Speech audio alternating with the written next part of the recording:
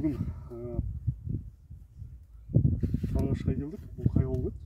Жылысу ауылы ма? Жылысу ауылына ағамыздың құлпынай шаруашылығына келіп отыр. Ютубтан көріп жүрген болсаңыздар танисыздар бұл ағамызды. Осы ағамыздан кішкене ақыл кеңес сұрап, Құдай қаласа, осы құлпынай саласына кетсек па деп отыр. Енді бұйырса иншалла. Ниетте бар адамның. Сол ағамыздан біраз ақыл кеңес сұрап, бұйырса Құдай қаласа көшет алсақ па деп келіп отыр осы жерге. Енді аға, Құдай қаласа, Алла диқаншылығыңызға береке берсін. Өсіп отыр екенсіздер, кеңейіп жатсыздар. Бұдан да кейін болып, Құдай қаласа, елімізге танымал кәсіпкердің бірі бола бересіз. Енді біздің сұрағымыз білесіз ғой, жаңа айттық. Осының жағы схема посадка дейді ғой, сол жағын түсіндіріп жіберсеңіз жақсылап, бізге сауап болсын қазақ балаларыңызға. Енді қазір мынау жерге алдым не істелін ғой, бұлғар істелінген, мынау просто үстіне қойыла салған.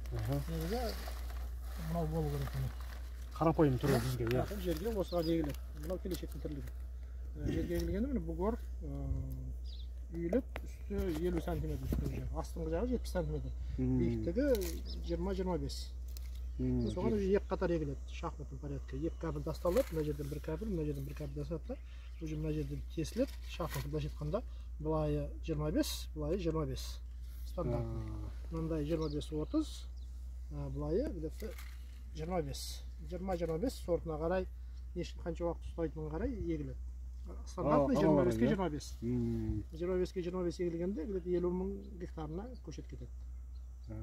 Арғарай көшеттің сортына үлкендігіне кішісіне байланысты бұлар өзгеріп отырады. Үлкен жағына, кіші жағына. Кәпіл мына астына тасталынады. Кәпіл лента. Бұл ондық ба тесігі қанша? Арасы 10 сантиметр. 1,6 вода вылив. Әр тесіктен сағатына 1,5 литр су ағады. Осы оптимальный біздің условияда. Көлеңкенің қалыңдығын айтып жіберсеңіз, ені қаншалық керек бізге? Енді мына жерде қалыңдығы 0,4, ені 1,20. Енді баған сен 3 жыл ұстайтын болсаң, 0,5-0,6 қалыңдықта қойуың керек. Бізде 1-2 жыл ұстағанға 0,4 қалыңдықта қоямыз. Эконом жасау үшін. Негізі өзі 0,6 болу керек қалыңдық. Негізі, иә? Негізі өзі. Ені қанша метр жетіп қалады бізге? 1,20. 1,20 ма? 1 метр 20 сантиметр. Қалыңдығы 0,4-0,5-0,6. Бұларды ультрафиолет защитасы болу керек. Простой қара пленка болмайды, күлдіреп кетеді. Күнге төзімдісі ғой бұл енді. Күнге төзімді специальный ультрафиолет защитасы бар. Оны специально заказ етеміз. Осы Сарыағашта өндіреді ғой, иә? Иә, Абайда ғой. Заводы бар. Таразда бар.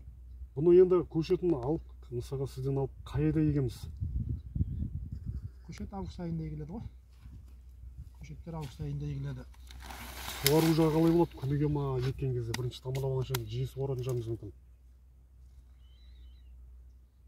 Иә, жеріңе байланысты, жері құмдақ болса, тез-тез суарасын. Жерің мынандай саз болатын болса, онда күніне 1 рет суарасын.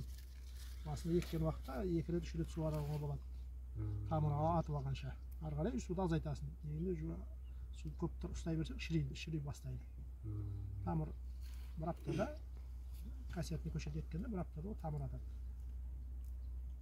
Піскеннен кейін азайтама суды? Онда да сол? Суды уақытына қарап қойылады ғой. Жердің намына қарап па? Жердің намына қарай. Жер постоянно нам болу керек. Ішінде көңшен ағанан құр өз топырақ бола ма бізде?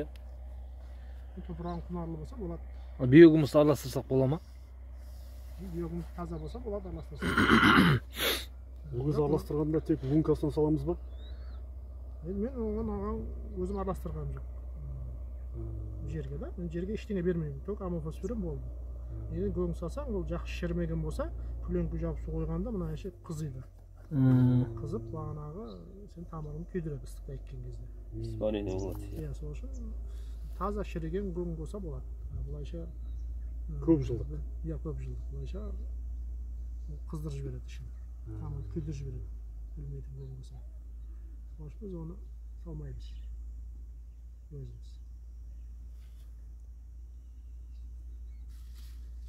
Иә, мынандай тепкенді жауып